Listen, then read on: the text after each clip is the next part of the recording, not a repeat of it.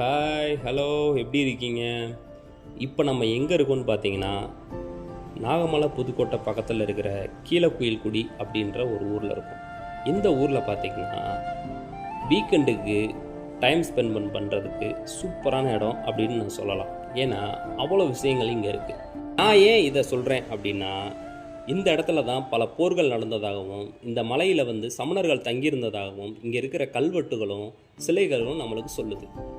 அது மட்டும் இல்லை, இங்கே இருக்கிற பெரிய பெரிய பெரிய ஆலமரமும் சரி, குளங்களும் சரி, இங்கே இருக்கிற மீன்களும் சரி, காலம் கடந்து அவ்வளோ விஷயங்கள் நம்மளுக்கு சொல்லித்தருது.